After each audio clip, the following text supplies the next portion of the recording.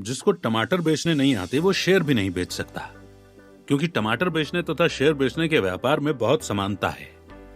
टमाटर नहीं बिके तो वे सड़ जाते हैं। इनको यदि नुकसान उठाकर नहीं बेचा जाएगा तो सारे टमाटर सड़ जाएंगे। टमाटर का व्यापारी ये बात जानता है। वो ताजा टमाटरों पर खूब मुनाफा कमाता है। जो जो शाम होती है वो मुनाफे का टारगेट कम करते रहते हैं, पर टमाटर सड़ने के पहले वो छोटा नुकसान खाकर भी वो बेच देते हैं। पर शेयर कारोबारी एक फिक्स टारगेट पकड़कर बैठे रहते हैं और अपने शेयरों के सड़ने का इंतजार करते रहते हैं।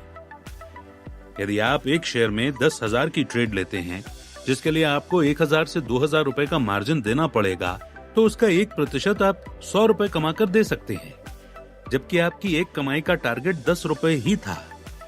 आपने यदि 100 रुपए कमा लिए तो आपने 10 दिन का टारगेट पूरा कर लिया। अर्थात इस गति से आप 30 साल की जगह 3 साल में ही 10,000 से 1,24,75,540 रुपए बना सकते हैं। पर यहाँ मुख्य समस्या यह आती है कि आप 100 रुपए का मुनाफा बुक करते नहीं और स्टॉप लॉस लगाते नहीं। उससे आपका ये आया हुआ मुनाफा चला जाता है और आपकी ट्रेड 100 रुपए मुनाफे की जगह 200 से 300 रुपए का नुकसान देकर जाती है। अब आप मुनाफा भूल जाते हैं और नुकसान पूरा करने के चक्कर में ट्रेड करने लगते हैं। वर्तमान समय में ज्यादातर रिटेल निवेशक या तो ट्रेड करके एक ही दिन में मुनाफा समेट रहे हैं, जिससे मार्केट में छोटे दायरे में उतार चढ़ाव ज्यादा होते हैं। और ये पुस्तक इसी संदर्भ में लिखी गई है। इस पुस्तक में लेखक ने अपने 15 वर्ष के ट्रेडिंग के अनुभव को 41 टिप्स के माध्यम से साझा किया है, जो शेयर बाजार में प्रॉफिट कमाने के इच्छुक छोटे व बड़े सभी निवेशकों के लिए आवश्यक है। पुस्तक की प्रत्येक टिप विचारोत्तेजक है, जो निवेशक और ट्रेडर के दिमाग में आशा व विश्वास की नई रोशनी जगाकर उसकी शेयर बाजार पर नई नई तकनीकों की तलाश को पूर्ण विराम देती है। क्योंकि पुस्तक में पूर्णतः अनुशासित तरीके से निवेश करने की सभी आधुनिक तकनीकों पर प्रकाश डाला गया है। तो अभी सुनिए ये ऑडियो बुक। इस ऑडियो बुक में लेखक ने कुल 26 तालिकाओं का विवरण किया है। स्टॉक मार्केट में सफल होने के 41 टिप्स, जिसे लिखा है महेश चंद्र कौशिक ने। आइए शुरू करते हैं आज की ऑडियो बुक। वे कहते हैं कि यह पुस्तक शेयर बाजार के मेरे 71,000 फॉलोअर्स को समर्पित है, जिन्होंने अपने स्नेह व विश्वास से मुझे मेरी अत्यंत व्यस्त जिंदगी में से समय निकालकर उनके लिए 101 ट्रेडिंग टिप्स लिखने की प्रेरणा दी, ताकि इस पुस्तक को पढ़ने के बाद कोई भी छोटा निवेशक शेयर बाजार में पैसे नहीं गंवाए। प्रस्तावना।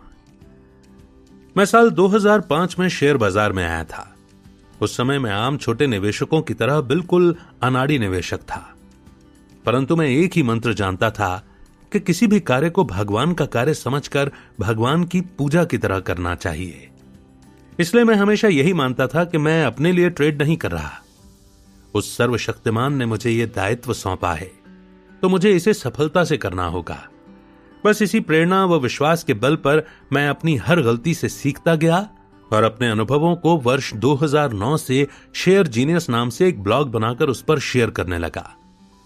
जब मेरा ब्लॉग आम पाठकों द्वारा पढ़ा व सराहा जाने लगा तो मुझे और भी प्रेरणा और ऊर्जा मिली, जिससे देखते ही देखते कब मेरे ब्लॉग व यूट्यूब चैनल के 71,000 फॉलोअर्स बन गए, मुझे खुद ही पता नहीं चला।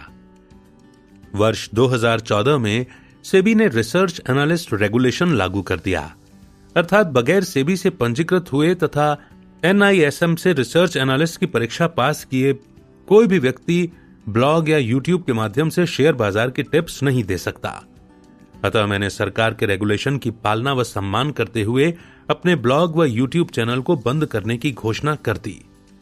इस पर भी मेरे फॉलोअर्स ने मुझे ईमेल करके तथा कमेंट करके चेताया कि क्यों न मैं ब्लॉग व चैनल को बंद करने के स्थान पर खुद रिसर्च एनालिस्ट की परीक्षा पास करके सेबी से पंजीकरण करवा लूं। इससे मेरे ब्लॉग व चैनल को बंद भी नहीं करना पड़ेगा तथा इसके माध्यम से फ्री टिप्स उपलब्ध करवाने का जो सेवा कार्य मैं वर्ष 2009 से कर रहा हूं, उससे लाभ उठाने वाले वंचित भी नहीं रहेंगे। इस प्रकार मैं आपकी तरह आम छोटे निवेशक से एक पंजीकृत रिसर्च एनालिस्ट बन गया। यह पुस्तक लिखना मुझ पर एक जिम्मेदारी की तरह है कि इस पुस्तक को पढ़ने वाला मेरा कोई भी पाठक शेयर बाजार में असफल नहीं हो। मुझे इस प्रकार से आपको प्रशिक्षित करना है। पुस्तक पढ़ने से पहले एक बात विशेष रूप से ध्यान रखें कि शेयर बाजार में निवेश करना तथा ट्रेड करना दो अलग अलग क्षेत्र हैं। ये पुस्तक निवेश करने के नजरिए से नहीं लिखकर ट्रेडिंग से पैसा कमाने के नजरिए से लिखी गई है, अतः आपको उसी नजरिए से पढ़ना व समझना चाहिए। आप अपने अनुभव मुझे mahesh2073@yahoo.com पर ईमेल करके साझा कर सकते हैं। Mahesh Chandra Kaushik, research analyst, JJ colony, Pindwara 307022, जिला सिरोही, राजस्थान। इस पुस्तक के लेखन के लिए मैं अपने सद्गुरुदेव श्री श्री 1008 सत्यनारायण जी फलाहारी बाबा सर तानेश्वर महादेव मंदिर लौटाना से मिली आध्यात्मिक ऊर्जा का आभारी हूं। अभी तक मैं पूर्व में प्रकाशित मेरी सभी पुस्तकें प्रभात प्रकाशन से प्रकाशित होने के पूर्व मेरे द्वारा अमेज़न पर सेल्फ पब्लिश की गई पुस्तकें थीं, अर्थात ये पुस्तक किसी भी प्रकाशक के लिए विशेष रूप से लिखी गई मेरी पहली पुस्तक है, इसलिए यह मेरे लिए गौरव का विषय है। मैं अपनी पत्नी श्रीमती सीमा कौशिक का भी हार्दिक आभारी हूं, जिन्होंने मुझे कभी भी मार्केट में रिस्क लेने से नहीं रोका तथा उनके द्वारा मेरे निवेश के निर्णयों का समर्थन करने और कभी भी मुझे मेरे गलत ट्रेड निर्णय के लिए भी हतोत्साहित नहीं करने के कारण मैं शेयर बाजार में लंबे समय तक टिकने तथा एक सफल ट्रेडर बनने में कामयाब हो पाया। महेश चंद्र कौशिक। 1. ट्रेड करने से पहले रणनीति जरूर बनाइए। जब आप कोई भव्य इमारत को देखते हैं तो क्या आप समझते हैं कि उस इमारत को बनाने से पहले कागज पर उसका नक्शा बनाया गया होगा, या सीधे ही कुछ मिस्त्री आए और सीमेंट व ईंटें बेतरतीब लगाकर इमारत बनाने लगे, बाद में अपने आप इमारत जैसी बनी वैसी सामने आ गई? कोई भी भवन बिना नक्शा बनाए नहीं बनाया जाता। चलिए अब कल्पना कीजिए कि आप सेना में कैप्टन हैं, आपको एक युद्ध जीतना है, तो आप क्या करेंगे? कोई रणनीति बनाकर युद्ध करेंगे या सैनिकों को कह देंगे पहले युद्ध आरंभ तो करो, फिर देख लेंगे कि कैसे कैसे लड़ना है? आपने एक कहानी सुनी होगी कि प्राचीन काल में एक बहुत बड़ा व्यापारी था, उसके 4 पुत्र थे। जब वो वृद्ध हो गया तो उसने सभी बेटों को 1-1 रुपया दिया और कहा कि जाओ इस 1 रुपए से व्यापार करके 2 रुपए कमा करके दिखाओ, जो ऐसा कर पाएगा उसे ही मैं अपने व्यापार की जिम्मेदारी सौंपूंगा। वो व्यापारी देखना चाहता था कि उसके किस बेटे में व्यापार करने की क्षमता है, क्योंकि ज्यादातर लोग व्यापारी नहीं जुआरी होते हैं। वे व्यापार करने के मूल मंत्र को नहीं जानते कि व्यापारी रणनीति से व्यापार करता है। जुआरी तो बस सीधे कूद पड़ते हैं, बाद में सोचते हैं कि क्या रणनीति बनानी चाहिए। तो आपके लिए मेरी पहली ट्रेडिंग टिप यह है कि शेयर बाजार में ट्रेड करने से पहले रणनीति जरूर बनाएं। यह रणनीति कैसी होनी चाहिए, इसके बारे में दूसरी ट्रेडिंग टिप में बताया जाएगा। 2. छोटे पौधे से बरगद का बड़ा पेड़ उगाएं। क्या आपने कभी किसी पौधे को उगते देखा है? क्या आपने अपनी जिंदगी में बरगद का पेड़ और बरगद का बीज देखा है? बरगद का बीज राई के जितना छोटा होता है। क्या इसे उगाने पर एक ही दिन में बरगद का पेड़ उग सकता है? नहीं। पहले बरगद के बीज से प्यारी सी छोटी सी कोपल निकलती है, अगले दिन वो थोड़ी सी बढ़ती है, धीरे धीरे वो नन्ही मुलायम कोपल 2 पत्तों वाली हो जाती है। छोटे छोटे लाल लाल पत्ते बहुत ही प्यारे लगते हैं। प्रकृति इससे आपको ट्रेड करना सिखा रही है। यह अलग बात है कि आप इससे सीखना चाहते हैं या नहीं। प्रकृति में जल्दबाजी का कोई स्थान नहीं है। धीरे धीरे बरगद का यह पौधा बड़ा होता जाता है। कुछ ही वर्षों में यह पक्षियों को आश्रय देने लायक बन जाता है और कुछ वर्षों के बाद यह पथिकों को छाया देने लायक हो जाता है तथा देखते देखते बड़ा वट वृक्ष बन जाता है। क्या आप अपनी ट्रेडिंग की रणनीति इस प्रकार बनाएंगे कि आपका ट्रेडिंग का कारोबार धीरे धीरे बढ़कर वट वृक्ष का रूप ले ले, या आप 1 से 7 रोमांचक ट्रेड में कुछ में बड़ा पैसा बनाएंगे, आखिर में सब कुछ हारकर शेयर बाजार को पीठ दिखाकर भाग जाएंगे और जिंदगी भर शेयर बाजार की बुराई करेंगे? आज की मेरी दूसरी ट्रेडिंग टिप आपके गले से उतर गई होगी।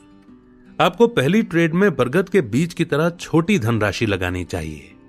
धीरे धीरे जैसे जैसे आप कमाते जाएं, वैसे वैसे आपको ट्रेडिंग में लगाने वाली राशि बढ़ानी चाहिए। इसे मैं और विस्तार से समझाता हूं। मान लीजिए कि आपके पास 5 लाख रुपए की पूंजी है। आप इससे शेयर बाजार में ट्रेडिंग करके इतना पैसा कमाना चाहते हैं कि आपको प्रति माह 40 से 50,000 रुपए की आय होने लगे, तो आपको करना यह है कि सिर्फ 10,000 रुपए से ट्रेड प्रारंभ करें।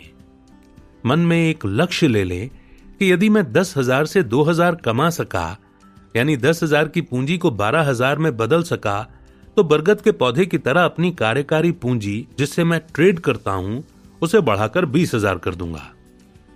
जब मैं 4,000 का शुद्ध मुनाफा अर्जित कर लूंगा तब इसे बढ़ाकर 30,000 कर लूंगा। जब 6,000 का शुद्ध मुनाफा अर्जित कर लूंगा तब इसे बढ़ाकर 40,000 कर दूंगा। इस प्रकार प्रत्येक 2,000 मुनाफा कमाने पर ट्रेड के लिए पूंजी में 10,000 का इजाफा कर सकते हैं। आप कहेंगे कि यदि मैं नहीं कमा सका तो क्या होगा? वैसे तो इस पुस्तक को आप पूरा पढ़ेंगे तो मुझे नहीं लगता कि आप ट्रेड में नुकसान उठाएंगे। आप जरूर कमा सकते हैं। अनुशासन से ट्रेड करने पर मार्केट से कमाना इतना मुश्किल भी नहीं है। उल्टे निवेश की तुलना में ट्रेड से कमाना ज्यादा आसान है, क्योंकि निवेश में आप सिर्फ बढ़ती मार्केट में पैसा बना सकते हैं, पर ट्रेड में तो आप बढ़ती और गिरती दोनों मार्केट में पैसा कमा सकते हैं। फिर भी आपको 10,000 रुपए भी कोई एक ही शेयर में थोड़े ही लगाने हैं। आप महेश कौशिक की पुस्तक पढ़ रहे हैं और मैं अपने पाठकों को हारते हुए नहीं देख सकता। मैं आपको कभी भी एक ही ट्रेड में पैसा लगाने की सलाह नहीं देता। इसे भी हम 10 भागों में बांटकर ट्रेड करेंगे। आखिर बरगद के बीज से जो पौधा निकलता है वो कितना छोटा होता है। उसकी तरह ही हमें भी बरगद का पेड़ बनने के लिए पहले छोटे छोटे भागों में ट्रेड शुरू करना पड़ेगा। फिर जैसे ही 2,000 का शुद्ध मुनाफा होगा, हम अपनी पूंजी को बढ़ाकर 20,000 कर देंगे। अर्थात हमारे पास अब ट्रेड के लिए 20,000 की मूल पूंजी और 2,000 मुनाफे के साथ 22,000 रुपए होंगे। यहां मैं बार बार शुद्ध मुनाफा इसलिए लिख रहा हूं क्योंकि व्यापार में लाभ व हानि दोनों होते हैं। व्यापार में हानि होना कोई बुरी बात नहीं है। जिस व्यापार में बिल्कुल भी नुकसान नहीं हो वो व्यापार ही नहीं कहलाता। बस व्यापार में जब लाभ हानि से ज्यादा होता है तो व्यापारी सफल व्यापारी कहलाता है। यहां शुद्ध मुनाफे का अर्थ यही है कि आपको हुए लाभ में से नुकसान कम करके जो बचे वह शुद्ध मुनाफा है। और जब यह शुद्ध मुनाफा 2,000 रुपए अर्जित हो जाए तब आपको पूंजी बढ़ानी है। तो आज की दूसरी टिप यही है कि अपनी कुल पूंजी के 1/50 से ट्रेड आरंभ करें और जब भी 20% शुद्ध मुनाफा कमा लें तब इस पूंजी में 1/50 हिस्से की वृद्धि करते हुए बरगद के पेड़ की तरह अपने ट्रेड कारोबार का पेड़ लगाएं। 3. सिर्फ छोटी ट्रेड ही लें। इंट्राडे ट्रेड में आपका ब्रोकर आपको बहुत कम मार्जिन पर ट्रेड करने की सुविधा देता है। अर्थात यदि आप मार्जिन पर खरीदने और उचित स्टॉप लॉस पर वापस बेचने दोनों की ट्रेड एक साथ कर लेते हैं तो ब्रोकर समझता है कि आपके स्टॉप लॉस के कारण आपका नुकसान सीमित है, इसलिए आपको मात्र 1,000 रुपए के मार्जिन पर वो 50,000 रुपए से 1,00,000 रुपए के शेयर खरीदने बेचने की सुविधा दे देता है। इसे मार्जिन प्लस आदि नामों से जाना जाता है। ज्यादातर नए ट्रेडर इसी कारण अपना पैसा गंवा बैठते हैं। ऐसा क्यों? क्या आप कभी किसी ट्रैफिक जाम में फंसे हैं? आपने देखा होगा कि जाम में छोटे वाहन, साइकिल, मोटरसाइकिल आदि निकल सकते हैं, पर ट्रक आदि बड़े वाहन नहीं निकल सकते। इसी प्रकार आप शेयर बाजार में ट्रक की साइज वाली ट्रेड लेंगे तो आप उस ट्रक की तरह फंस जाएंगे। ऐसा इसलिए होता है कि ये एक बाजार है। यहां जब आप कोई शेयर जिस मात्रा में खरीदते हैं, आपके सामने भी कोई ट्रेडर उस शेयर को उसी मात्रा में बेचने वाला होना चाहिए, तो ही ट्रेड एग्जीक्यूट होती है। मैं आपको टीसीएस के शेयर की एनएसई की साइट पर मार्केट डेप्थ के बारे में बता रहा हूं। इसे समझने के लिए ऊपर डिस्क्रिप्शन में दिए गए पीडीएफ के पेज नंबर 1 पर दी गई तालिका को देखें। आप देख सकते हैं कि शेयर का मार्केट प्राइस 2,362.35 रुपए है। इसकी ऑर्डर बुक में देखिए, कोई व्यक्ति 5 शेयर 2,362.15 में खरीदना चाहता है। दूसरी तरफ 9 शेयर 2,362.35 पर बेचने के लिए उपलब्ध हैं। अब आप खूब सारा मार्जिन लगाकर इंट्राडे में टीसीएस के 100 शेयर खरीद डालने का ऑर्डर प्लेस कर देंगे। आप सोच रहे होंगे कि मार्केट प्राइस 2,362.35 पर खरीदना है, पर आपकी ट्रेड एग्जीक्यूट होगी तो आपको 9 शेयर 2,362.35 के मूल्य पर मिलेंगे। पर 48 शेयर 2362.60 के मूल्य पर मिलेंगे, जो कि ऊपर के चित्र में अगला विक्रेता बेचना चाहता है। 10 शेयर 2362.65 के मूल्य पर आएंगे। इस प्रकार आपके ऑर्डर से ही मार्केट में प्राइस बढ़ जाएंगे और इतनी बड़ी मात्रा में आप बेचेंगे तब आपके बेचने के ऑर्डर से ही प्राइस घट जाएंगे।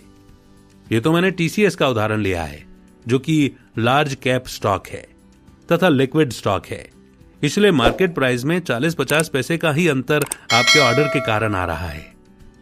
किसी कम वॉल्यूम वाले छोटे स्टॉक में आप ऐसा 2 से 3 लाख रुपए का खरीदने का ऑर्डर एक साथ डाल देंगे तो आपके कारण ही स्टॉक अपर सर्किट पर आ सकता है और बेचते समय आपके कारण ही शेयर के प्राइस टूट जाएंगे। आपको ऐसा लगेगा कि आपके साथ ये क्या हुआ।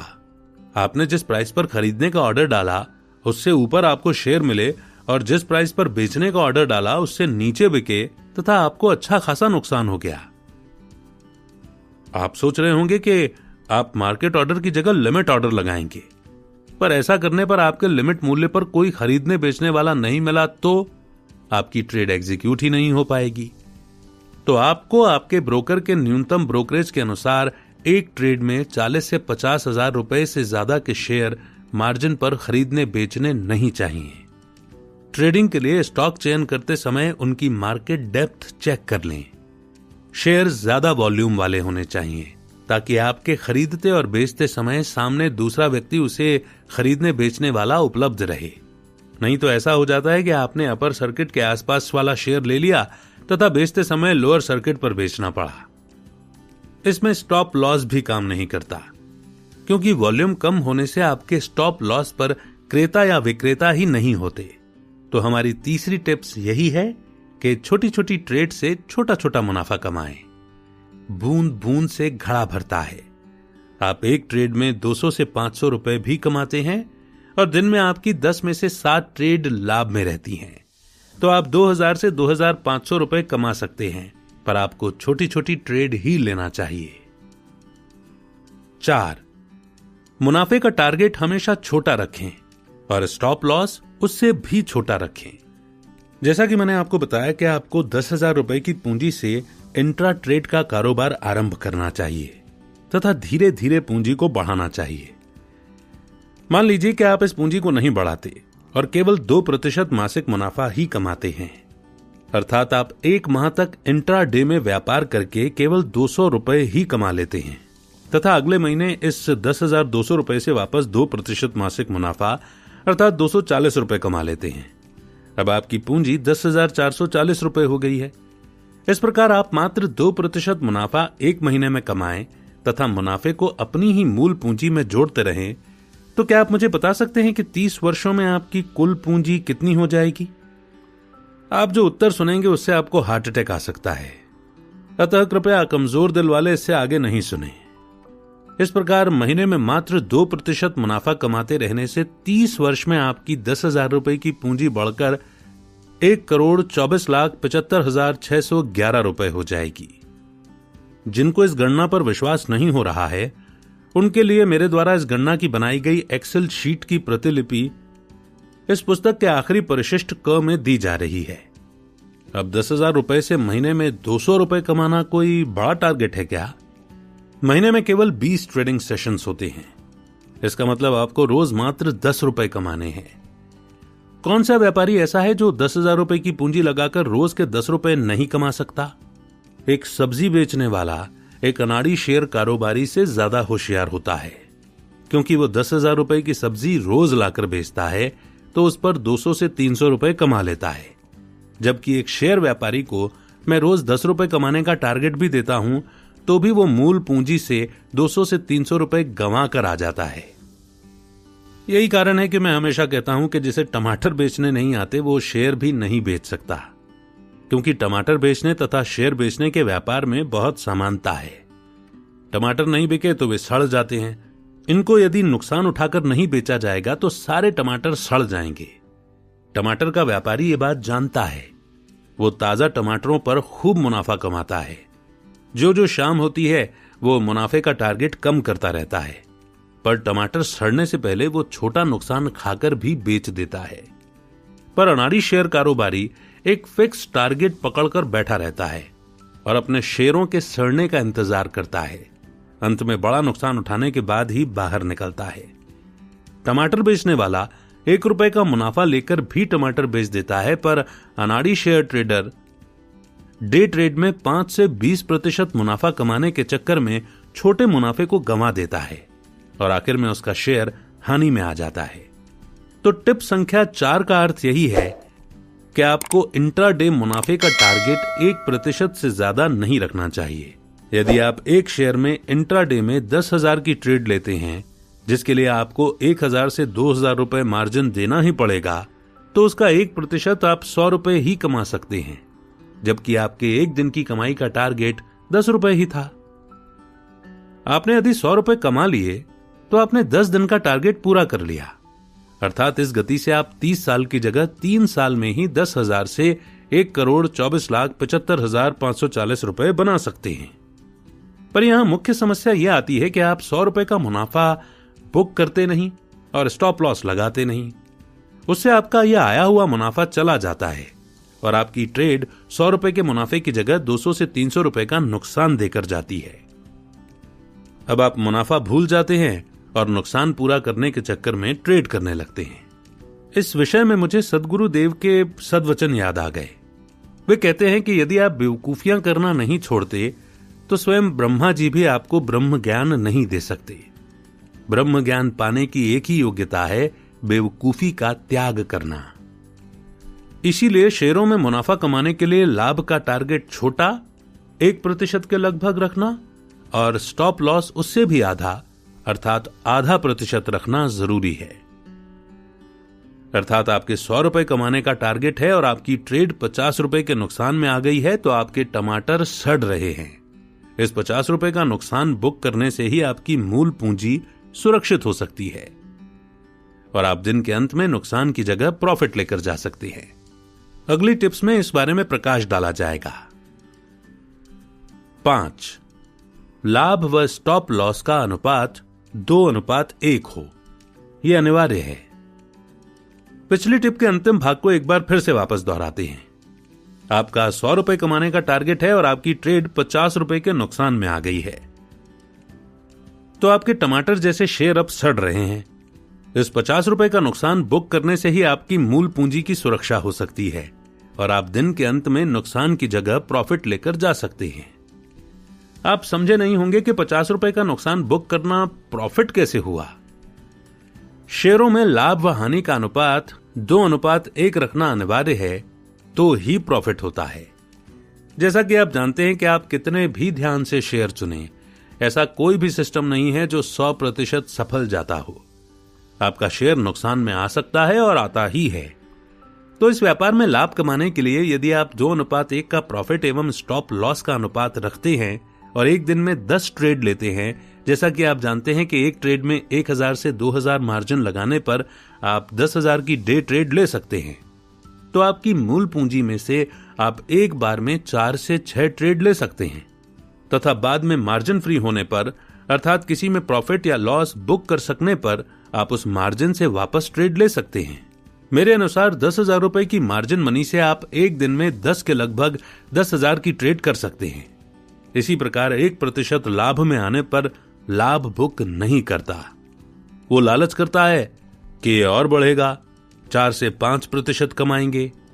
ऐसा करने पर उसकी 10 में से 7 ट्रेड भी सही जाती हैं, सिर्फ 3 गलत जाती हैं, तो भी वो नुकसान करके ही निकलता है, क्योंकि वो 7 ट्रेड में गैर अनुशासित तरीके से 2,000 रुपए कमाता है, तो 3 नुकसान वाली ट्रेड में भी अनुशासन नहीं होने से 2,500 से 3,000 रुपए गंवाता है। कुल मिलाकर उसकी मूल पूंजी से भी 500 से 1,000 रुपए कम कर लेता है।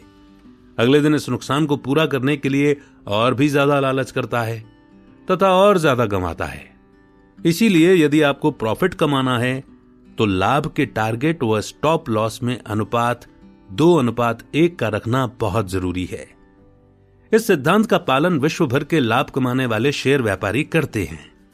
यदि आपको 1% लाभ एवं 0.5% स्टॉप लॉस बहुत कम लगते हैं, तो आप इनको ज्यादा से ज्यादा 2% लाभ और 1% पर स्टॉप लॉस कर सकते हैं। पर यदि आप चार्ट वगैरह समझकर अच्छी तरह से मूवमेंट वाले स्टॉक में एंट्री लेते हैं तो 2% की जगह 1% का लाभ मिलना मेरे अनुभव में बहुत ही सरल व तेजी से होता है। इससे हमारा मार्जिन फ्री हो जाता है, जिसे हम दूसरे ट्रेड में लगा सकते हैं। शेयरों की ट्रेडिंग में पैसा बनाने के लिए टारगेट व स्टॉप लॉस में 2:1 का अनुपात रखना बहुत ही आवश्यक शर्त है। यदि आप स्टॉप लॉस नहीं रखना चाहते तो इंट्राडे के स्थान पर छोटी अवधि की स्विंग ट्रेडिंग करें, जिसकी विधि इस पुस्तक में आगे की टिप्स में बताई जाएगी। स्विंग ट्रेडिंग से भी आप आसानी से अपनी पूंजी पर 2 से 5% प्रतिमाह बगैर नुकसान उठाए कमा सकते हैं। स्विंग ट्रेडिंग पर ज्यादा जानकारी आपको आगे की टिप्स में दी जाएगी। 6. ज्यादा वॉल्यूम वाले शेयरों में ही ट्रेड करें। NSE की वेबसाइट पर ऐसे शेयरों की सूची मिल जाती है जो इस ट्रेडिंग सेशन में बहुत ज्यादा एक्टिव हैं, अर्थात जिनमें वॉल्यूम बहुत ज्यादा हो रहा है। आपको भी भीड़ के साथ रहना चाहिए। जिन शेयरों में ज्यादा ट्रेड हो रहा है या तो वे बहुत बढ़ने वाले हैं या फिर बहुत गिरने वाले हैं। आपको उनमें ट्रेड करने पर यह लाभ होगा कि एक तो खरीदार व बिकवाल दोनों ही बहुत ज्यादा होने से आपके शेयर के प्राइस में एकदम से बहुत ज्यादा अंतर नहीं आएगा, जिससे आपका स्टॉप लॉस बहुत जल्दी ट्रिगर होने की उम्मीद नहीं है। दूसरा लाभ यह है कि ऐसे शेयर जो लिक्विड शेयर कहलाते हैं उनमें आपका ब्रोकर मार्जिन भी कम चार्ज करता है। जैसे एक कम वॉल्यूम वाले मिड कैप शेयर में यदि आप 10,000 रुपए के शेयर मार्जिन पर खरीदना या बेचना चाहते हैं तो आपका ब्रोकर 3,000 से 4,000 तक मार्जिन ब्लॉक कर सकता है। पर ज्यादा वॉल्यूम वाले लार्ज कैप स्टॉक में 10,000 की ट्रेड मात्र 800 से 1,600 रुपए मार्जिन पर ही मिल जाती है। मार्जिन राशि फिक्स नहीं होती, ये शेयर की तरलता के आधार पर तय की जाती है। इसीलिए ज्यादा वॉल्यूम वाले शेयरों का ही ट्रेड के लिए चयन करना चाहिए। मेरी आपको यह सलाह भी है कि आप पिछले दिन के ज्यादा वॉल्यूम वाले शेयरों का ट्रेड के लिए चयन करें, क्योंकि ऐसा करने पर आपकी सफलता की दर और भी बढ़ जाती है। NSE की वेबसाइट से आप पिछले दिन की भाव कॉपी की एक्सेल शीट डाउनलोड कर सकते हैं, फिर उसमें उस दिन हुए सबसे ज्यादा ट्रेड वाले शेयरों का चयन कर सकते हैं। या इसकी एक और भी विधि है, आप NSE की वेबसाइट पर दिए गए चित्र के अनुसार लाइव मार्केट लिंक पर जाएं तथा उस दिन की सबसे ज्यादा एक्टिव सिक्योरिटीज का चयन कर लें। इसे समझने के लिए ऊपर डिस्क्रिप्शन में दिए गए PDF के पेज नंबर 2 पर दिए गए स्क्रीनशॉट को देखें। अब आपको ये कैसे पता चलेगा कि ये शेयर बढ़ने वाले हैं या घटने वाले, इसके लिए इस पुस्तक में आगे बताया जाएगा। आज की टिप याद रखें, पिछले दिन जो शेयर सबसे ज्यादा ट्रेड वाले थे उनमें आपको आज ट्रेडिंग करनी है, क्योंकि आजकल जिन्होंने प्रॉफिट की उम्मीद में शेयर लिया था वो बेच सकते हैं, जिससे शेयर गिर सकता है और आप शॉर्ट सेलिंग करके मुनाफा कमा सकते हैं।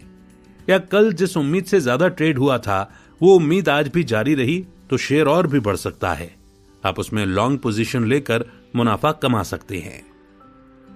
7. शेयर कभी अच्छे या बुरे नहीं होते, या तो गिरने वाले शेयर होते हैं या बढ़ने वाले। पिछली 6 टिप्स में आपने मुझसे यह सीख लिया है कि शेयर बाजार में ट्रेड की शुरुआत आप छोटी राशि से भी कर सकते हैं तथा आपको मुनाफे व स्टॉप लॉस का एक उचित अनुपात रखकर अलग अलग ट्रेड लेकर मुनाफा कमाना है, क्योंकि ऐसा कोई परफेक्ट सिस्टम नहीं होता जिससे ट्रेड के सही या गलत जाने का 100% सटीक अनुमान लगाया जा सके। परंतु आप यदि मुनाफे व स्टॉप लॉस में 2:1 का अनुपात रखते हैं तो 12 में से 7 गलत 5 सही ट्रेड पर भी आप मुनाफा कमा सकते हैं। जैसे 10,000 रुपए की ट्रेड लेने पर आपका 100 रुपए का मुनाफे का टारगेट और 50 रुपए का स्टॉप लॉस हो तो 7 गलत ट्रेड में आपका नुकसान 350 रुपए होता है तथा 5 सही ट्रेड में आपका फायदा 500 रुपए होता है। कुल मिलाकर आप 150 रुपए की कमाई करते हैं। जबकि आप अनाड़ी नहीं हैं तो ऐसा नहीं हो सकता कि आपकी 12 में से 7 गलत ट्रेड हो जाएं। वास्तव में इसका उल्टा होता है, 12 में से 6-7 ट्रेड सही जाती हैं और 5-6 गलत भी जा सकती हैं, जो नॉर्मल है। बड़े बड़े ट्रेडरों के साथ भी ऐसा होता है, तभी तो स्टॉप लॉस बना है। मैंने निकोलस डार्वस की एक बुक पढ़ी थी जिसका शीर्षक है शेयर बाजार से कैसे कमाए मैंने 10 करोड़। इसमें उन्होंने एक ही बात पर बल दिया है कि शेयर कभी भी अच्छे या बुरे नहीं होते। मार्केट में 2 ही प्रकार के शेयर होते हैं, एक जो बढ़ रहे हैं, दूसरे जो गिर रहे हैं। अतः आपको बस इनको पहचानना ही आना चाहिए, इससे आप ट्रेडिंग करके पैसा कमा सकेंगे। वैसे तो बढ़ते व गिरने वाले शेयरों को पहचानने के लिए अनेक सिस्टम बने हैं। कैंडलस्टिक चार्ट पर RSI आदि अनेक इंडिकेटर इसके लिए बने हैं। पर इन सब सिस्टम्स के बारे में प्रकाश डालने के पूर्व अगली टिप में मैं आपको पहले अपना सिस्टम बताऊंगा कि मैं बढ़ने व गिरने वाले शेयरों को ट्रेड के लिए कैसे पहचानता हूं। 8. ट्रेडिंग के अलग अलग सेगमेंट्स को मिक्स न करें। शेयर बाजार में ट्रेडिंग व निवेश के 5 अलग अलग सेगमेंट्स या परिक्षेत्र हैं। प्राय नए ट्रेडर इसमें स्पष्ट विभाजन रेखा नहीं खींच पाते तथा ट्रेडिंग के इन 5 परिक्षेत्रों को आपस में मिलाकर देखते हैं, जिससे वे ट्रेडिंग व निवेश दोनों में असफल हो जाते हैं। ये 5 क्षेत्र इस प्रकार हैं। 1. इंट्राडे ट्रेडिंग या मार्जिन ट्रेडिंग। 2. स्विंग ट्रेडिंग या buy today sell tomorrow trade BTST। 3. Future या डेरिवेटिव्स में ट्रेड। 4. ऑप्शन में ट्रेड। 5.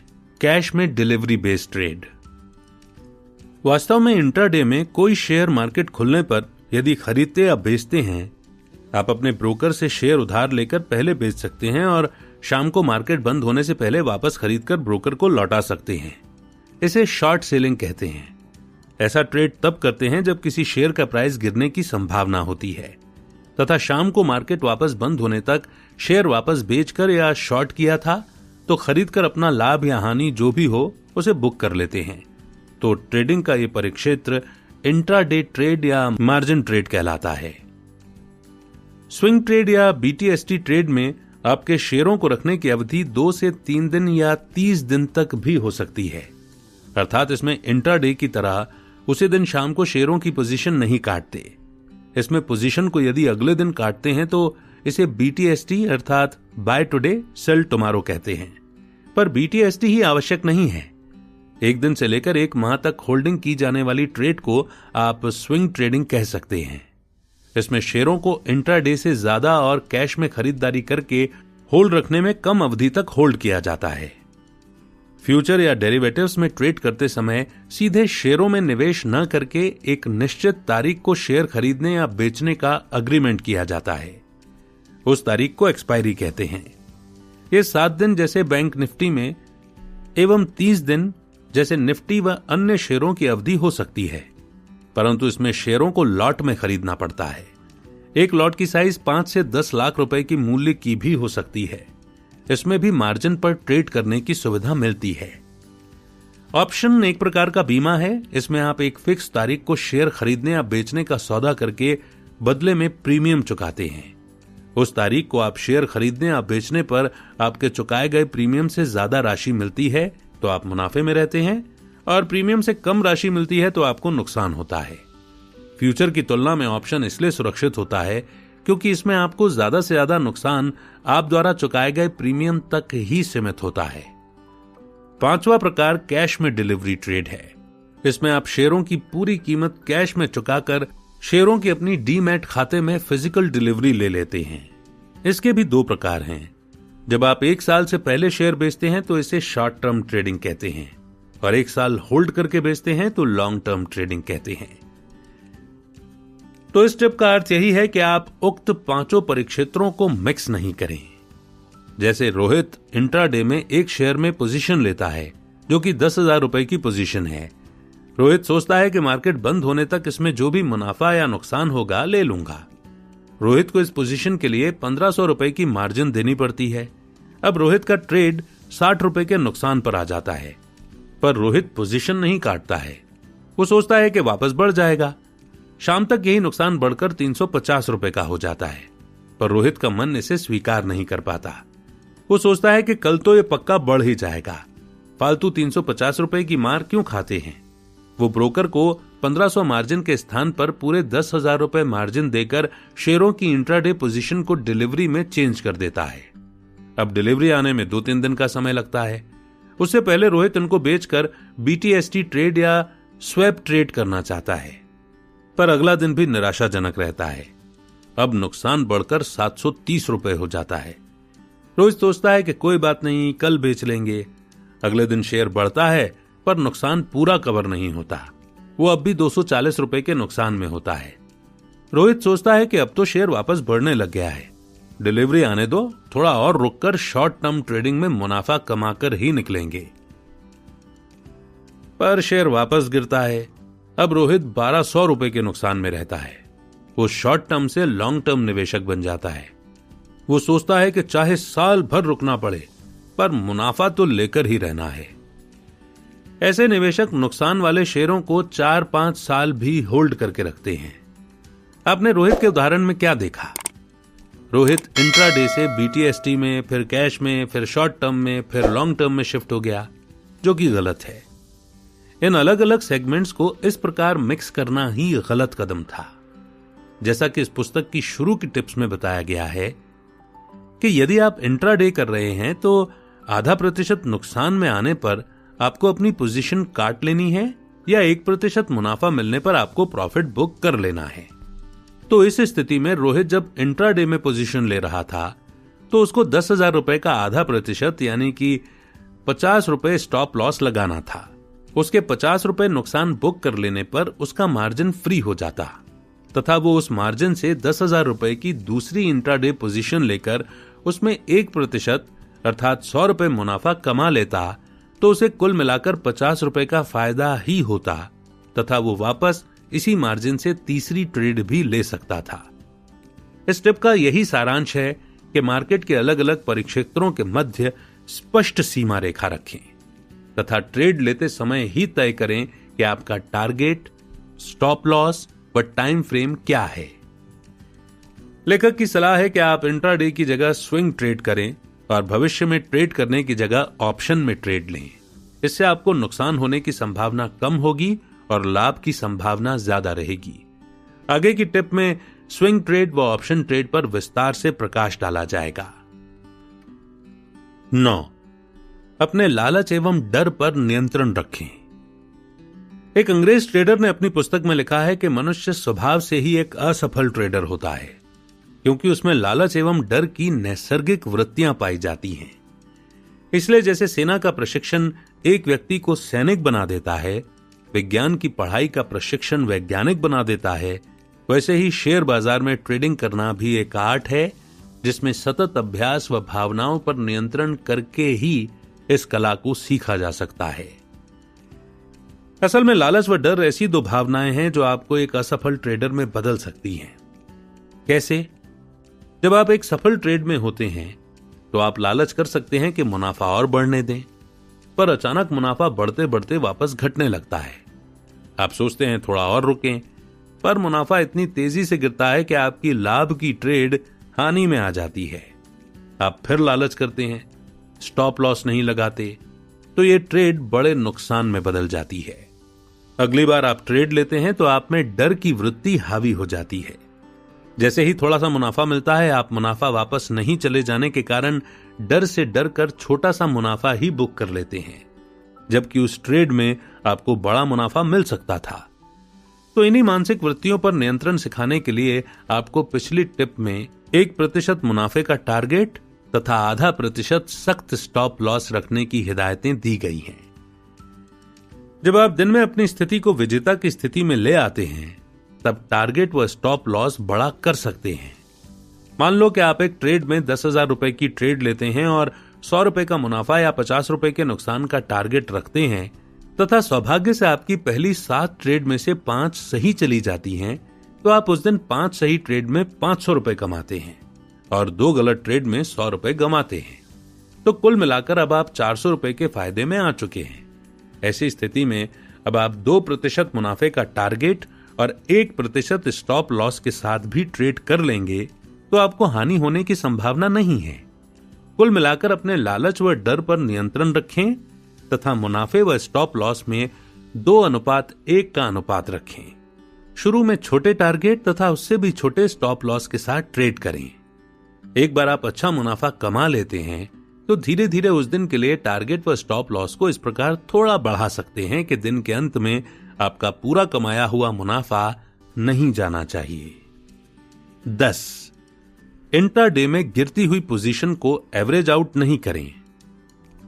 इस टिप को अच्छी तरह से समझने के लिए एक कहानी सुने।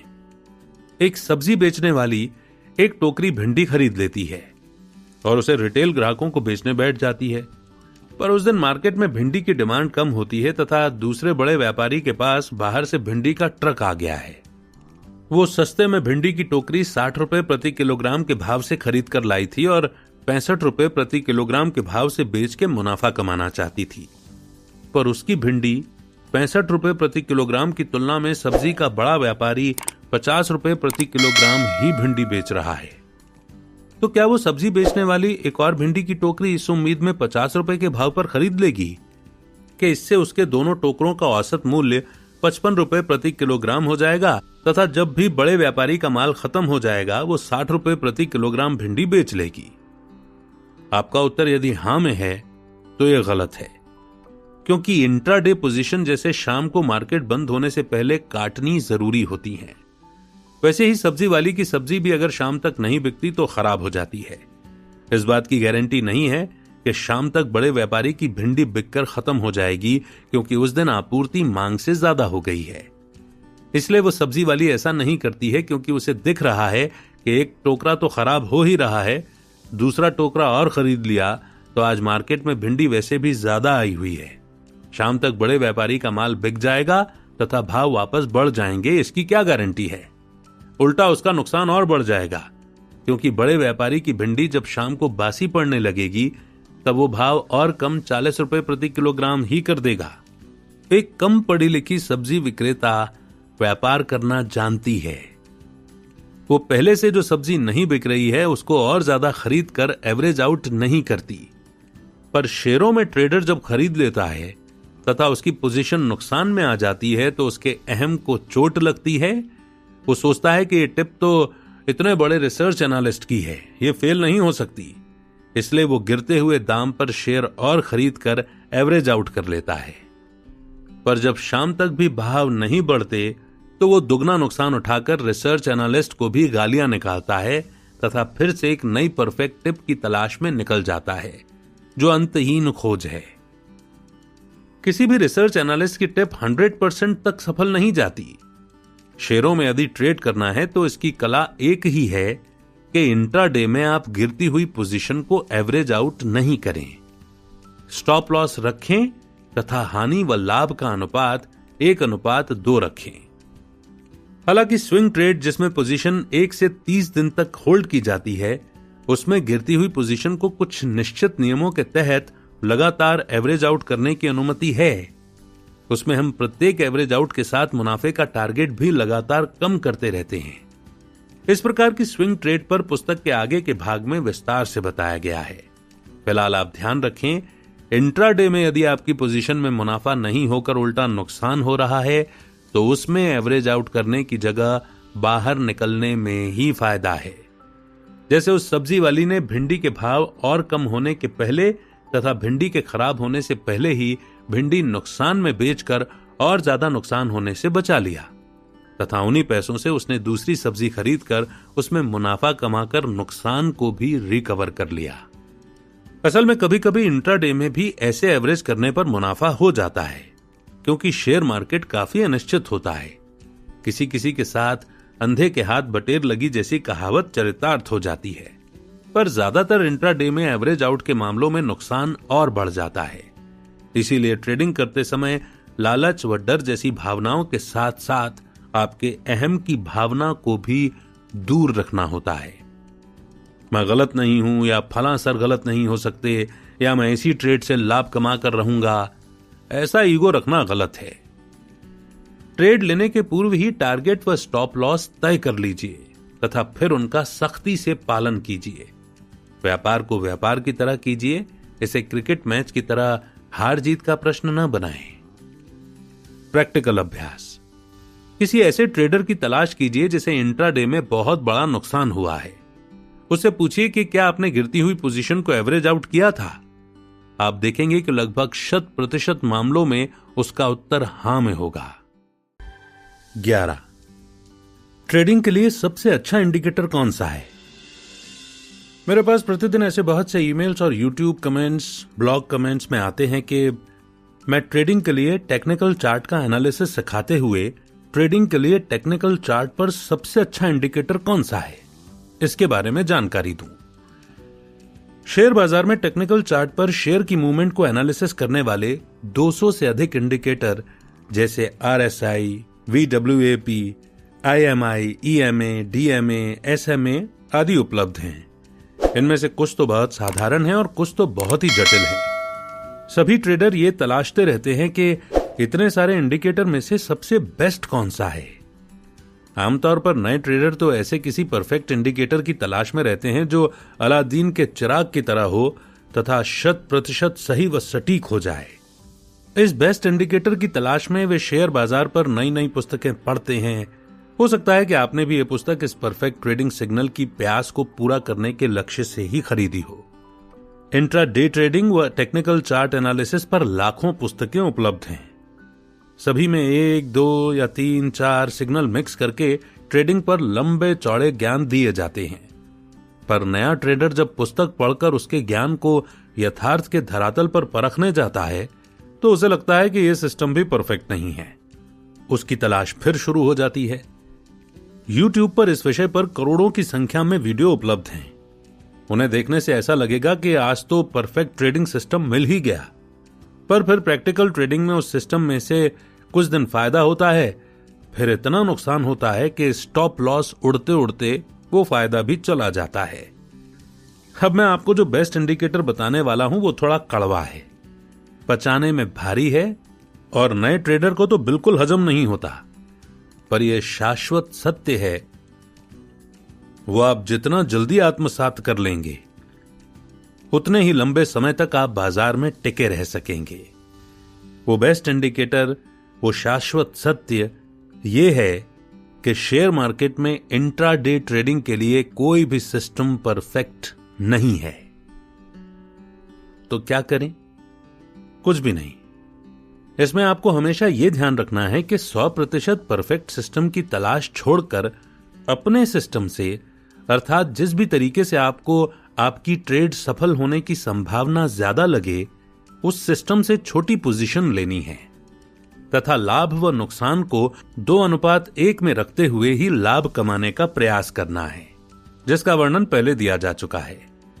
वैसे मेरी निजी राय में VWAP से ब्रेकआउट का इंडिकेटर सबसे ज्यादा सही जाता है। इसके बारे में आपको टिप नंबर 15 में यानी कि 15 में बताया जाएगा। प्रैक्टिकल अभ्यास। इंट्राडे में 14 दिन की RSI के अनुसार जो शेयर चार्ट पर ओवरसोल्ड दिख रहा हो उसे खरीदें तथा ओवरबोट दिख रहा हो उसे बेचें। आप देखेंगे कि यह विधि ज्यादातर मामलों में सही जा रही है, पर हमेशा नहीं। कभी कभी इस चार्ट पर शेयर ओवरसोल्ड या ओवरबोट दिखाता है, परंतु आपको उसके अनुसार ट्रेड करने पर फायदे की जगह नुकसान ही होता है। इसका अर्थ यही है कि टेक्निकल इंडिकेटर हमेशा सही नहीं होते। इसलिए इनके आधार पर अपनी मेहनत की कमाई को छोटे छोटे स्टॉप लॉस में गंवाना उचित नहीं है। आपको या तो फुल टाइम ट्रेडर बनकर हर वक्त स्क्रीन पर नजर जमाकर बैठना पड़ेगा, या आज नहीं तो कल स्विंग ट्रेड में आना ही पड़ेगा। इंट्राडे में ज्यादातर सही जाने वाले इंडिकेटर जब आप ट्रेड लेते हैं उसी समय फेल क्यों हो जाते हैं, यह आप अगली टिप में जानेंगे। 12. ध्यान रखें आपके ट्रेड को कोई देख रहा है। कहते हैं कि दीवारों के भी कान होते हैं। वर्तमान में जब कंप्यूटर सिस्टम से ट्रेडिंग होती है तब आपकी इंट्राडे पोजीशन को आपके ऑनलाइन ट्रेडिंग सेवा प्रदाता की स्क्रीन पर आसानी से देखा जा सकता है। मार्केट डेप्थ में आप भी आसानी से मार्केट में उपलब्ध ऑर्डर को देख सकते हैं। इससे आपकी ली गई पोजीशन, आपने मार्जिन पोजीशन ली है या कैश एंड कैरी ली है, सब कुछ आपका ऑनलाइन ट्रेडिंग सेवा प्रदाता तो देख ही सकता है। इसके अलावा broker, sub broker, trading member आदि कौन कौन आपकी पोजीशन को देख सकते हैं ये कहना मुश्किल है, पर कंप्यूटर के युग में असंभव भी नहीं है। आप सोच रहे होंगे कि भाई कोई अगर मेरे ऑर्डर, मेरी ट्रेडिंग पोजीशन को देख भी लेता है तो इससे मुझे क्या फर्क पड़ने वाला है। आपने कभी ताश खेली है? क्या आप अपने पत्ते दूसरों को देखने देते थे? ताश में आपके पत्ते आपके विपक्षी खिलाड़ी द्वारा देख लिए जाएं तो आपको क्या फर्क पड़ता? मैं इस पुस्तक का लेखक इस बारे में 100% निश्चिंत नहीं हूं कि आपकी इंट्राडे व मार्जिन पोजीशन को कौन कौन देख सकता है तथा इसका क्या क्या दुरुपयोग होने की संभावना है। पर यदि इसकी 1% भी संभावना है तो आप खतरे में हैं। मेरी पत्नी के पास तो एक ऑनलाइन ट्रेडिंग प्लेटफॉर्म से फोन भी आया था। कोई महिला बोल रही थी, सीमा जी, मैं देख रही हूं कि आप स्टॉप लॉस बहुत छोटा रखती हैं, जो अक्सर हिट हो जाता है। इस पर मैंने उनसे पूछा कि आप कौन बोल रही हैं? वो बोली, मैं सीमा जी की ट्रेडिंग मैनेजर हूं। मैंने कहा कि आपको हमारी पोजीशन व स्टॉप लॉस देखने का क्या अधिकार है? उसने बताया कि हमारी कंपनी ने ग्राहकवार रिलेशनशिप मैनेजर नियुक्त किए हैं ताकि हम ट्रेडिंग में पैसा कमाने के लिए आपका मार्गदर्शन कर सकें। सीमा जी की ट्रेडिंग आईडी मेरे अंडर में दी हुई है, इसलिए मैं उनकी हर ट्रेड, प्रॉफिट बुकिंग या लॉस बुकिंग व स्टॉप लॉस देख पाती हूं। अब जरा आप सोचें कि आपने रिलायंस के 1000 शेयर मार्जिन पर 1043 रुपए के भाव पर खरीदे हैं। आप 1048 रुपए का टारगेट रखते हैं और 1038 रुपए का स्टॉप लॉस रखते हैं। एक बड़ा ऑपरेटर यदि ये पोजीशन देख सकता है, जो उसे पता है कि मार्केट में कितने कितने ऑर्डर किस किस भाव पर लगे हैं, उसे दिख रहा है कि वो रिलायंस के 5000 शेयर एक साथ बेच देता है, तो आपका स्टॉप लॉस हिट हो जाएगा। क्योंकि 5000 शेयर एक साथ बेचने के भाव पर 1043, 1042, 1041, 1040 इस प्रकार गिरते गिरते कम होकर 1035 रुपए पर आ जाएगा, तो आपका स्टॉप लॉस 1038 रुपए पर हिट हो जाएगा। उसी समय वो 5000 रुपए शेयर वापस भी खरीद लेगा। उसके 5000 शेयर 1043 से नीचे गिरकर 1035 रुपए के बीच बिके। आपके जैसे बहुत से ट्रेडर इस नुकसान पर शेयर बेचकर पोजीशन काटना चाहेंगे। उनसे वो 1035 से 1038 के बीच में 5000 शेयर वापस ले लेगा, तो उसे अच्छा खासा लाभ होगा और आपको स्टॉप लॉस हिट होने से 1000 शेयरों पर 5 रुपए प्रति शेयर के हिसाब से 5000 का घाटा होगा। प्रैक्टिकल अभ्यास। मार्केट में किसी लो वॉल्यूम शेयर की तलाश करें, उसकी मार्केट डेप्थ देखें। मार्केट डेप्थ देखना मैंने टिप नंबर 3 में बताया है। आपको NSE या BSE की साइट पर जो मार्केट डेप्थ दिखती है वो प्रायः रियल टाइम की नहीं होती। इसमें कुछ सेकंड्स का अंतर हो सकता है, पर जीरोधा काइट जैसे ट्रेडिंग प्लेटफॉर्म पर यह लगभग रियल टाइम दिखती है। माना कि शेयर का भाव 16.10 पर चल रहा है। मार्केट डेप्थ में निम्न प्रकार से आपको ऑर्डर दिख रहे हैं। खरीद ऑर्डर 16.10 पर 500 शेयर, 16.05 पर 1 शेयर, 16.00 पर 5 शेयर, 15.95 पर 8 शेयर, 15.90 पर 1000 शेयर। बिक्री ऑर्डर 16.15 पर 503 शेयर, 16.20 पर 10 शेयर, 16.25 पर 15 शेयर, 16.30 पर 88 शेयर, 16.35 पर 58 शेयर। इस अभ्यास को करने के लिए आपको देखना होगा कि वॉल्यूम बहुत कम है तथा काफी समय से बोलियां इस प्रकार रुकी हुई हैं।